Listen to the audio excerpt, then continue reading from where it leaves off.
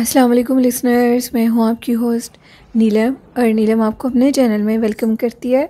शुरू करते हैं आज की वीडियो अल्लाह पाक का नाम लेकर, जो इंतहाई आली रुतबा और बहुत जलीलुल कदर है। मैं अल्लाह पाक से ये उम्मीद करती हूँ कि मेरे सभी सुनने वाले हमेशा शाद और आबाद रहें, आमीन। बढ़ते हैं आज की स्टोरीज़ की तरफ। पहली स्टोरी हमारे साथ शेयर किया हमारे रेगुलर सेंडर वकास अहमद ने। वकास बताते हैं कि ये स्टोरी उनके गांव की है। उधर एक शख्स था जिसको बाहर अपने घर के बाहर सोने की आदत थी। सर्दियों में वो जो घर के आगे सहन से छोटे से बने होते हैं, जो ऊपर से कवर होते हैं, उधर सोता था। और जैसे ही गर्मियाँ आती थी वो अपनी चारपाई गली में डाल लिया करता था। ये उसकी रूटीन थी और उसको इस तरह सोना बहुत अच्छा लगता था। चाहे सर्दियों हो या गर्मी, वो घर के अंदर रात को नहीं सोया करता था। उस शख्स ने बताया कि उसके साथ एक दफ़ा इतना अजीबोगरीब वाक़या पेश आया जिसको सुनकर कोई यकीन शायद ना करता। गर्मियाँ आ चुकी थीं और सर्दियों का इख्तिताम था और एक दिन वो कहता है कि मेरी तबीयत बहुत ज़्यादा ख़राब हुई। मुझे लगा कि क्यों ना मैं बाहर सोता हूँ, मेरा अंदर सोने को दिल नहीं चाह रहा। उसने अपने उस बरामदे से चारपाई उठाई और बाहर गली में जाकर चारपाई डाल ली। जैसे ही उसने बाहर गली में चारपाई डाली तो आधी रात के टाइम उसकी आंख खुली और उसने देखा कि सामने वाली दीवार के साथ एक बच्चा उसकी तरफ कमर करके दीवार की तरफ मुँह करके बैठा हुआ है। बहुत हैरान हुआ और अपनी आंखों को मलने लगा। जैसे ही उसने अपनी आंखों को मला तो वो उठा और उसने देखा कि वो बच्चा स्टिल अभी भी उधर ही बैठा हुआ है। वो उठकर उस बच्चे की तरफ अभी पहुंचा ही तो वो बच्चा गायब हो गया। अब वो दोबारा वापस आ गया और सो गया और उसने यही समझा कि शायद ये मेरा वहम हो, मैं नींद में था और मुझे ये सब कुछ नज़र आया। अगला दिन दोबारा इसी तरह हुआ। अभी वो सोया पड़ा था और जैसे ही वो सोया तो वो बच्चा जो कि पहले एक रात पहले उसकी तरफ कमर करके बैठा था, अब वो उसकी तरफ मुंह करके अपनी टांगों में सर दिए बैठा हुआ है। जैसे ही वो शख्स उठता है और उसकी तरफ जाता है तो वो बच्चा गायब हो जाता है। और हैरानगी की एक बात ये थी कि वो बच्चा जो भी था, वो बच्चा बहुत ज़्यादा परेशान था। अब तीसरा दिन था और तीसरे दिन भी वो बच्चा इसी तरह उसको बैठा हुआ नज़र आया और बहुत परेशान हालत में, जैसे उसको कुछ कहना चाहता हो।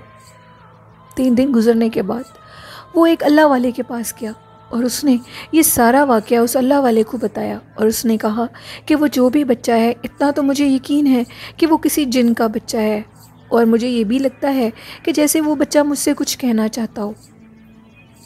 अल्लाह वाले ने उसको एक वजीफ़ा बताया और कहा कि 7 दिन तुम इस वजीफ़े को करो और तुम्हें खुद ही पता लग जाएगा कि वो तुम्हें क्या कहना चाहता है और वो किस परेशानी का शिकार है। अल्लाह वाले ने ये भी बताया कि वो जो बच्चा है उसके माँ बाप खो चुके हैं और वो परेशान है, उनको ढूंढ रहा है, लेकिन उसके माँ बाप उसको नहीं मिल रहे। तुम जाकर ये वजीफ़ा करो और इस वजीफ़े के बाद वो बच्चा तुम्हें खुद आकर बताएगा भी और उसके माँ बाप भी उसको मिल जाएंगे। उसने वो वजीफ़ा करना शुरू कर दिया और 7 दिन में लगातार 7 दिन से पहले उसको वो बच्चा नज़र आना शुरू हो गया। और एक दिन वो बच्चा उसकी चारपाई के पास आया और उसको हिलाकर कहने लगा, उठो, मैं बहुत परेशान हूँ, मेरे माँ बाप खो चुके हैं। लेकिन अल्लाह वाले ने उसको ये भी कहा था कि तुमने उसकी किसी बात का जवाब नहीं देना। इसी तरह 7वें दिन जब वजीफ़ा पूरा हो गया तो वो क्या देखता है कि उसी दीवार के पास 2 बहुत कदामत इंसान खड़े हैं, जिसमें एक औरत है और एक मर्द है। वो बच्चा बहुत हंसता हुआ उनके पास गया और उनके पास जाकर इसकी तरफ देखा और हंसते हुए वो तीनों लोग गायब हो गए। और इस तरह उस अल्लाह वाले का वजीफ़ा सच हुआ और वो बच्चा अपने माँ बाप से मिल गया। ये स्टोरी वकास अहमद ने हमारे साथ शेयर की। थैंक यू वकास, आपकी स्टोरी बहुत अच्छी थी, हमें बहुत अच्छी लगी। बढ़ते हैं आज की दूसरी खौफनाक स्टोरी की तरफ। ये स्टोरी भी वकास अहमद ने हमारे साथ शेयर की है। वकास कहते हैं कि ये स्टोरी यूके की एक थिएटर की है, जहाँ पे लोग स्कूल के जो लोग बच्चे थे, टीचर्स आकर बच्चों को प्रैक्टिस करवाया करते थे। और जो वो थिएटर था वो काफ़ी पुराना था। उस थिएटर में एक बात मशहूर थी कि वहाँ पे किसी जिन का बसेरा था और वो जो जिन था वो बुज़ुर्ग है। वो कहते हैं कि एक दफ़ा उस शख्स ने देखा कि कुछ स्कूल वाले बच्चे हैं, उनके साथ टीचर्स हैं और वो प्रैक्टिस के लिए आए हुए हैं। जैसे ही वो प्रैक्टिस के लिए आए हैं तो जो बैक की सीट्स थी जहाँ पे लोग बैठ के थिएटर देखते थे, वहाँ पे एक शख्स जो कि बुज़ुर्ग है और अकेला सीट पे बैठा हुआ है। मैं जैसे ही उस शख्स के पास गया तो वो शख्स मेरे वहाँ पहुँचने से पहले ही गायब हो गया। अब इस बात को 2 से 3 दिन गुजर गए और वो जो बाकी बच्चे थे उन्होंने भी उस शख्स को देखा। वो उस बुज़ुर्ग शख्स के पास जैसे ही कोई जाता था वो वहाँ से गायब हो जाता था। और जैसे ही बच्चे स्कूल की प्रैक्टिस के लिए थिएटर की उसके ऊपर आते थे स्टेज पे, तो वो नमूदार हो जाता था। अब ये रूटीन बन गई थी और वो सबके सामने आता था। और जब बच्चे वॉशरूम में जाते थे तो अक्सर बच्चों को उधर भी नज़र आता था। वो नहायत खौफनाक था, उसकी शक्ल बहुत खौफनाक थी। बच्चे शोर मचाना शुरू कर देते थे और जो थिएटर के मालिक थे उन तक ये बात चली गई और अब ये बात छुपने वाली नहीं थी। वकास कहते हैं कि बहुत ज़्यादा ये वाक़यात उधर बढ़ने लगे। बिल आखिर उन्होंने उस थिएटर को खाली करवा लिया और उसको बंद कर दिया, क्योंकि ये जो वाक़यात थे ये रोज़ बरोज़ बढ़ रहे थे और वो चीज़ नुकसान देने लगी थी। कुछ बच्चों के जब वो सामने आता था तो बच्चे बेहोश हो जाते थे, क्योंकि वो बहुत ज़्यादा खौफनाक था। आज तक वो थिएटर बंद है और उधर उस गैर मरी मखलूक का बसेरा है। वकास कहते हैं कि मैंने भी उस थिएटर को जाकर विज़िट किया है बाहर से, लेकिन वो बंद है और वो इतना पुराना हो चुका है कि जो उसके दरवाजे हैं वो यूँ लगता है कि हाथ लगेंगे तो गिर जाएंगे।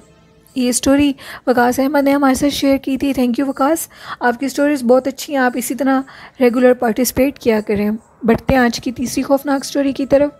ये स्टोरी हमारे साथ हमारे रेगुलर सेंडर मोहम्मद इस्लाम ने शेयर किया। मोहम्मद इस्लाम बताते हैं कि ये स्टोरी उनके गांव लखनऊ की है और आज से 10-12 साल पुरानी है।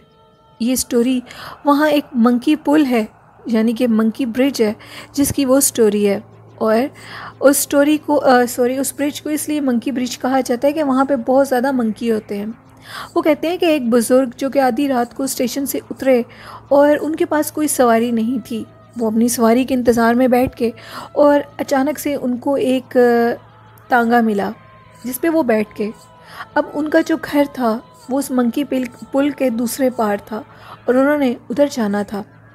वो बैठ के और मंकी पुल पे जैसे ही वो पहुँचे तो मंकी पुल के दरमियान में आकर उनका जो टांगा था वो बहुत ज़्यादा वज़नी हो गया और जो टांगा था, जो घोड़ा था वो बहुत ज़्यादा बिदकने लगा और इतना बिदकने लगा कि उनको लगा कि हम नीचे गिर जाएंगे। वो जैसे ही पुल से नीचे टांगे से नीचे उतरे तो उनको अजीबोगरीब किसी औरत की कहकों की आवाज़ें शुरू हो गई।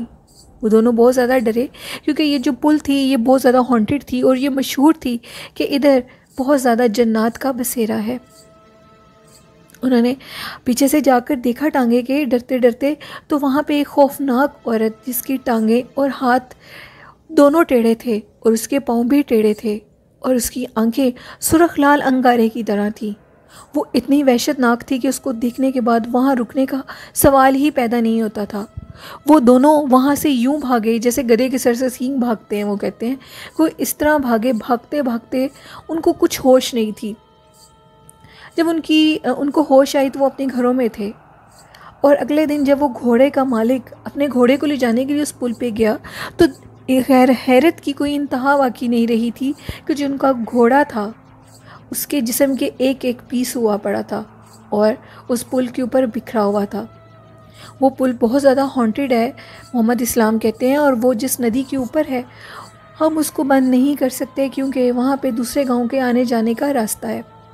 मोहम्मद इस्लाम बताते हैं कि वो जो पुल है वो आज भी उधर है और उधर लोग रात के टाइम जाने से बहुत कतराते हैं, क्योंकि वो खौफनाक चीज़, वो चुड़ैल जो कि उल्टी टांगों और उल्टे पैरों वाली है, वहाँ लोगों को ज़रूर नज़र आती है और अक्सर लोगों को वो रात के टाइम पुल पे भी खड़ी हुई नज़र आती है। और लोग जो कि उस स्टेशन पे उतरते हैं वो यही कोशिश करते हैं कि वो दिन के टाइम ही अपने सफ़र तक पहुँच जाएं, क्योंकि वो जो मंकी पुल है उस चुड़ैल के असेब में है और वो चुड़ैल आज भी उस जगह में, उस गांव में घूमती है। थैंक यू मोहम्मद इस्लाम, आपकी स्टोरी बहुत अच्छी थी। इसी तरह रेगुलर आप अपनी स्टोरीज़ मेरे साथ शेयर किया करें, हमें बहुत अच्छा लगता है। और लिसनर्स, आज की स्टोरीज़ आपको कैसी लगी हैं, अपना फ़ीडबैक मुझे ज़रूर दीजिएगा। और बढ़ते हैं आज की अच्छी बात की तरफ। आज की अच्छी बात हमारे साथ शेयर किया है हमारे रेगुलर लिसनर शान जट ने। शान जट कहते हैं कि गलत बात पे गुस्सा आना ये इंसान की शराफत की निशानी है और गुस्से को बर्दाश्त कर लेना मोमिन की निशानी है और इंसान को चाहिए कि वो अपने गुस्से पर काबू करे। ये अच्छी बात शान जट ने हमारे साथ शेयर किया है। थैंक यू शान जट, आपकी बात बहुत अच्छी थी, क्योंकि गुस्से के किए हुए फैसले और गुस्से में की हुई बातें हम जो करता है वो तो भूल जाता है, लेकिन जिसके साथ की जाती हैं मेरे ख्याल से वो कभी भी नहीं भूलता और अल्लाह भी उन बातों को नहीं भूलता। इसलिए हमेशा बोलने से पहले सोचा करें और जब आपको गुस्सा आ जाए तो पानी पिया करें और अपने गुस्से को कंट्रोल में रखा करें। गुस्सा हराम है और हराम काम इस्लाम में बिल्कुल भी जायज़ नहीं है। और आज की दूसरी अच्छी बात शेयर किया है शबीर इकबाल ने। वो कहते हैं कि हमेशा अल्लाह से मांगो और जो अल्लाह से मांगता है उसे किसी से भी मांगना नहीं पड़ता।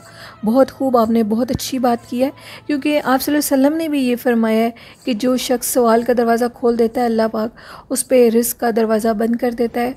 बेहतर है कि किसी से मत मांगें, अल्लाह से मांगें और मेहनत करें, क्योंकि अल्लाह पाक का ये वादा है कि वो हमने किसी इंसान को भी भूखा नहीं सोने देता। जितना उसकी किस्मत में रिस्क लिखा है वो उसको ज़रूर मिलना होता है। और आज की तीसरी अच्छी बात शेयर की है हमारे साथ कैप्रिकॉर्न ऑफिशियल ने। वो कहते हैं कि हमेशा सजदों में रोना चाहिए। जो सजदों में रोता है उसको इंसान के आगे नहीं रोना पड़ता और जो अल्लाह के आगे झुकता है उसको इंसान के आगे नहीं झुकना पड़ता।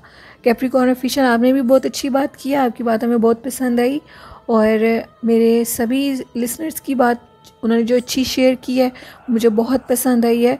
लिसनर्स, आई होप आप इस पे ज़रूर अमल करेंगे और आप भी अपनी अच्छी बात मेरे साथ शेयर करेंगे। और जिन्होंने अभी तक मेरे से अपनी स्टोरीज़ शेयर नहीं की वो अपनी स्टोरीज़ मेरे साथ शेयर करें। और जिन्होंने अभी तक मेरे चैनल को सब्सक्राइब नहीं किया काइंडली मेरे चैनल को ज़रूर सब्सक्राइब कीजिए और अपना बहुत ज़्यादा ख्याल रखिएगा। और जो भी आज की अच्छी बात करेगा, जिसकी बात मुझे सबसे अच्छी लगेगी, मैं उसके अच्छी बात को ज़रूर पिन करूँगी।